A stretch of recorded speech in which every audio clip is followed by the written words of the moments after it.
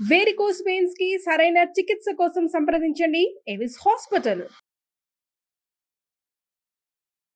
ఓం శ్రీ గురుభ్యో నమ. శ్రీ మహాగణాధిపతయ నమ. శ్రీమాత్రే నమ. కర్కటే పూర్వఫల్గుణ్యాం తులసీకాననోద్భవాం పాండ్యే విశ్వంభరాం గోదాం వందే శ్రీరంగనాయకీం. నీళాతుంగస్తనగిరితటీ సుప్తముద్బోధ్య కృష్ణం పారార్జ్యం స్వం శృతిశతశిరసిద్ధమధ్యాపయంతి స్వోచ్ఛిష్టాయాం స్రజినిగళితం యా బలాత్కృత్య భుంక్తే గోదా తస్యై నమైదమిదం భూయ ఏవాస్తు భూయః. శ్రీ భూనీలా సమేత గోదారంగనాథ స్వామినే నమః. வையத்துவாழ்வீர்கள் நாமும் நம்பாவை குச்செய்யுங்கிரிசைகள் கேளீரோ பாஷ்கடலுள் பையத்து இன்ற பரமனடிபாடி நெய்யுண்ணோம் பாலுண்ணோம் நாட்காலே நீராடி மையிட்டெழுதோம் மலரிட்டு நாம் முடியோம் செய்யாதன செய்யாம் தீக்குழலை சென்றோதோம் ஐயுமும் பிச்சையுமாந்தனையுங்கை காட்டி ఉయ్యుమా ఎన్ని యుగండేలో రెంబావాయ్. రెండవ నాటి ఉదయం. ఉదయం అంటే మనకైన ఉదయం కాదు, సూర్యోదయానికన్నా చాలా ముందు. ఎంత ముందు అంటే స్నానం చేసి చెరువుకు వెళ్ళి కొలనుకెళ్ళి కొలనులో స్నానం చేసి అక్కడ ఉన్నటువంటి కలువలను కోసి మాలలు కట్టి స్వామికి అర్పించటానికి వెళ్ళే సమయానికి సూర్యోదయం కాకూడదు, అంతముందు. అప్పుడు లేచింది గోదాదేవి. లేచి మొదటి రోజున చెలులందరినీ నిద్రలేపి తనతో పాటుగా స్వామి సేవకు తీసుకుని వెళ్ళింది. రెండవ నాడు వ్రత నియమాలు చెప్తోంది. ఏమంటుంది అంటే, ఆనందాన్ని అనుభవిస్తున్న వాళ్ళు మీరందరూను అంది. ఎందుకు ఆనందాన్ని అనుభవిస్తున్నారు అంటే, కృష్ణుడు అవతరించిన కాలంలో పుట్టి దుఃఖమయమైన ఈ ప్రపంచంలో కూడా ఆనందాన్ని అనుభవిస్తున్నారు వీళ్ళు. వీళ్ళందరూ ఆనందాన్ని అనుభవించడానికి కలిగిన కారణం ఏమిటంటే, కృష్ణుడు పుట్టిన కాలంలో అంటే గోదాదేవి పుట్టినప్పుడు కృష్ణుడు పుట్టాడండి? కాదు కదా.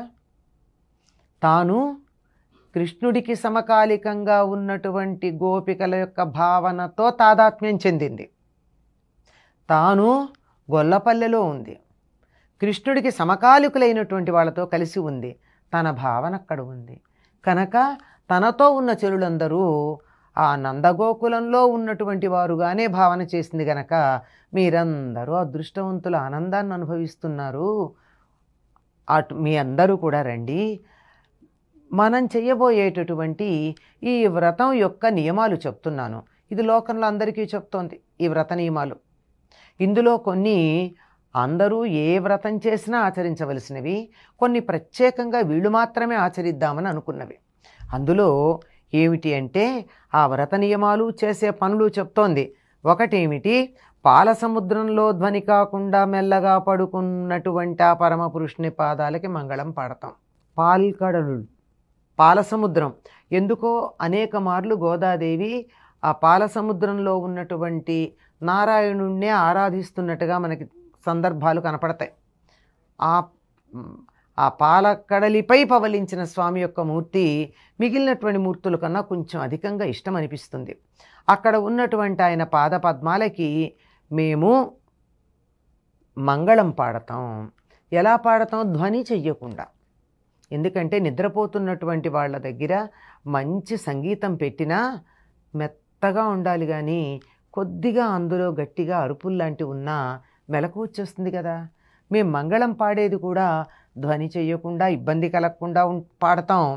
ఆయన పరమపురుషుని పాదాలకి మంగళం పాడతాం. ఆయనేమో అసలు ధ్వని లేకుండా పడుకున్నాడు, కాలు ఇటు అటు కదపట్లేదు, శబ్దం కూడా రానియటలేదు. ఈ వ్రత సమయంలో మేము చేసేది ఏమిటంటే, నెయ్యున్నోం పాలున్నోం, నెయ్యి తినం పాలు తాగం. ఏమిటిది?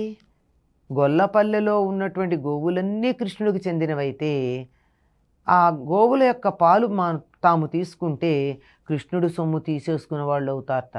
అందుకని నెయ్యి తినరట, పాలు తాగరట,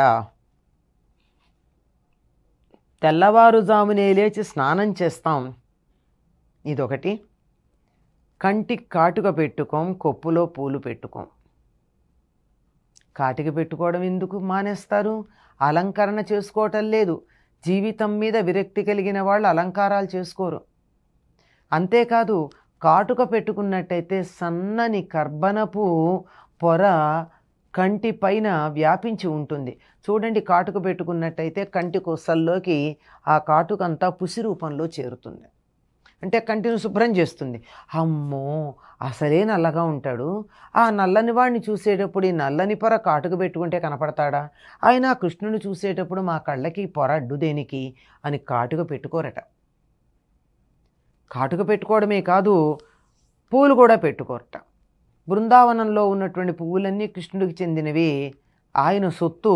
ఆయన దగ్గర నుంచి మేమెట్లా తీసుకుంటాం? ఆయన తీసుకోమని మాకు అనుమతిస్తే, మీరు పర్వాలేదు ఈ పూలు ధరించండి అంటే ప్రసాదంగా నిర్మాల్యంగా ఇస్తే తీసుకుంటాం తప్ప మా అంతట మేము ఆ పూలని ధరించం. ఇవి చెయ్యమని చెప్పినటువంటి పనులు. పాలు తాగం, నెయ్యి తినం, కాటుక పెట్టుకోం, తర్వాత పూలు పెట్టుకోం. ఇంతేనా? ఇంకా కొన్ని పనులు చెయ్యట. ఏమంటే పెద్దలు ఆచరింపని పనులను ఆచరించాం. అంటే పూర్వులు ఎలా ఆచరించారో అట్లాగే చేస్తాం, కానీ కొత్త కొత్త పనులు మేమేం పెట్టుకోం. కొత్తగా ఏదైనా మొదలు పెడితే ఇది పూర్వులు చేశారా లేదా అని కనుక్కుని సంప్రదాయంగా వస్తున్న పద్ధతినే పాటిస్తాం తప్ప కొత్తదనం ఏదో ఉందని కొత్తక వింత అని దాని వెంట వెళ్ళం మేము. ఇది 5వ నియమం. ఆ తరువాత ఇతరులకి బాధ కలిగించే పనులు ఏవీ చెయ్యం. అంతేకాదు, బాధ కలిగించే మాటలు కూడా మాట్లాడం. పెద్దలు ఆచరింపని పనులు మేం చెయ్యం. వాళ్ళు చేసినవి చేస్తాం, ఇంతవరకు సరిపోయిందనుకుంటారు, కానీ వాళ్ళు చేసినవి చేస్తాంతో పాటు వాళ్ళు చెయ్యనివి మేం చెయ్యం. కొత్తగా మేము ఈ పద్ధతి మొదలుపెట్టామండి అని అనరట. సంప్రదాయం తెలిసిన వాళ్ళు ఎప్పుడూ కూడా కొత్తదనంలో తమకున్న పాత దాంట్లో కొద్దిగా మార్పేమైనా చేస్తారేమో తప్ప పూర్తిగా కొత్తదాన్ని ఏమీ మొదలుపెట్టరు. అందుకే బుద్ధుడు తథాగతుడు అన్నాడు. ఆ రాముడు కూడా నడిచి వెళ్ళేటప్పుడు ఇది ఋషులు ఆయనకి ఇది ఋషులు వెళ్ళిన మార్గం అని చెప్పిన వాటినే వెళ్ళాడు. అంటే పెద్దలు వెళ్ళిన దారిలో పెడతాం, బాగానే ఉంది. వాళ్ళు వెళ్ళని దారిలో వెళ్ళాం, వాళ్ళు చెయ్యని పనులు మేము చెయ్యం. వాళ్ళు ఏం చేయలేదో అవేమీ మేము చెయ్యం. ఇతరులకి బాధ కలిగించే మాటలు, అసత్యవాక్యాలు పలకం. మాట అయినా చాలు బాధ కలుగుతుంది. సరే, పనులు ఎలాగో ఉండవు, అబద్ధం కూడా ఆడం ఎక్కడా కూడా. ఈ 8 మేము చెయ్యము అని చెప్పారు నియమంగా. చేస్తామని చెప్పినవే ఉన్నాయి. తెల్లవారుజామునే స్నానం చేస్తామని చెప్పారు. జ్ఞానాధికులను అధికమైన ధనధాన్యాలతో సత్కరిస్తాము. ఈ ధనుర్మాసంలో తమకన్నా ఎందులో గొప్పవాళ్ళైనా వాళ్ళకి సత్కారం చేస్తూ ఉంటాము. సన్యాసులకు, బ్రహ్మచారులకు, భిక్షకులకు వలసినంత ఇస్తూ ఉంటాం. మేము ఉజ్జీవింపజేసే విధానాన్నే పర్యాలోచన చేస్తాం. శ్రీ వైష్ణవ సంప్రదాయంలో ఉజ్జీవనము అనేటటువంటిది ఒకటి. మా జీవిత విధానంలో తాము ఉన్న స్థితి నుంచి ఉన్నత స్థితికి ఎదగడానికి కావలసినటువంటి ఒకానొక ప్రణాళికని ఉజ్జీవము అంటారంటే నిత్య జీవితంలో మనం చేసే పనులు, మన ఆలోచన విధానం, ఇట్లాంటివన్నీ. ఈ ఉజ్జీవనం అనేటటువంటి దానికి మేము ఆలోచన చేస్తూ ఉంటాం. ఎందుకు చెప్తున్నానో తెలుసా? మన నియమాలన్నీ విని మీరందరూ ఆనందించండి. వీటి వల్ల మనకు ఆనందం కలుగుతుంది. 8 పనులు చెయ్యము అని చెప్పారు, ఇంకొక 4 పనులు చేస్తామన్నారు. తెల్లవారుజామునే లేస్తాము, అందరికీ జ్ఞానాధికులైనటువంటి వాళ్ళని గౌరవిస్తాము, బ్రహ్మచారులకు, సన్యాసులకు భిక్షలు ఇస్తూ ఉంటాం, పర్యాలోచన ఉజ్జీవనం అనే దాన్ని పర్యాలోచన చేస్తాం. ఇదమ్మా మనం పాటించేటటువంటి నియమాలు ఈ వ్రతంలో. శ్రీవ్రతం చేసేటటువంటి వారు వీటిని తప్పనిసరిగా పాటించాలి. కూడని 8 వర్జించాలి, కావలసిన 4 ఆచరించాలి. గోదాదేవి చెప్తూ ఉంది. ఇందులో పాలు, పెరుగు తినమని, కళ్ళకి కాటికి పెట్టుకోమని, తల్లో పూలు పెట్టుకోమని చెప్పినటువంటివి ప్రత్యేకంగా ఈ వ్రతానికి సంబంధించినవైతే గోదాదేవి చేసింది. మిగిలిన నియమాలన్నీ ఏ వ్రతం చేసినా తప్పనిసరిగా పాటించాలండి. మనం ఎన్నో వ్రతాలు చేసాం, పూజలు చేసాం, ఫలితం రాలేదు అంటే ఈ వ్రత నియమాలు మనం పాటించకపోవడం వల్ల. వ్రతం చేస్తూ అబద్ధమాడినా, ఇతరులను బాధించినా, కొట్టినా, తిట్టినా ఆ వ్రతం ఫలించదు. కనుక వ్రత నియమాలు పాటిస్తూ వ్రతాన్ని మేము సత్ఫలితాలు ఇచ్చేదాన్నిగా చేసుకుంటాము అని చెప్పి చెల్లులందరితోనూ గోదాదేవి తన వ్రత నియమాల గురించి చక్కగా చెప్తూ ఉన్నది. ఆ నియమాలు కొన్ని మనం అనుసరించే ఉన్నాయి, వాటిని అనుసరించగలిగితే చాలా బాగుంటుంది. స్వోచ్ఛిష్టమాలికా బంధగంధబంధురజిష్ణవే విష్ణుచిత్తతనూజాయై గోదాయై నిత్యమంగళం. స్వస్తి.